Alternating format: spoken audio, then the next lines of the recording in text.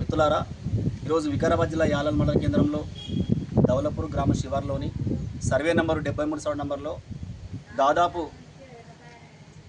7 రైతులతోటి దౌలపూర్ గ్రామానికి సంబంధించిన వడ్డే కులాస్తులు, అదేవిధంగా చిన్నరం గ్రామానికి చెందిన ముగ్గురు కుటుంబాలు, దాదాపు 8-9 కుటుంబాలకు సంబంధించిన భూమిని 13 ఎకరాల భూమిని దౌలపూర్ గ్రామ శివార్లో ఈ యొక్క ప్రభుత్వ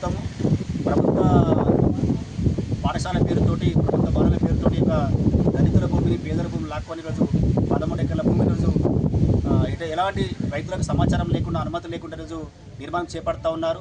దీన్ని తీవ్రంగా ఖండిస్తూ ఉన్నాం. ఎందుకంటే ఈరోజు ప్రభుత్వం ఏదైతే అభివృద్ధి కోసం పాటుపడుతుందో, అభివృద్ధి కోసం భవనం నిర్మిస్తుందో దానికి మేము ఎలాంటి వ్యతిరేకం కాదు. కేవలం ప్రభుత్వం ఏదైతే పేదల నుంచి భూమి తీసుకున్నప్పుడు కనీసం రైతులకు సమాచారం లేకుండా తీసుకోవడం చట్టవిరుద్ధం.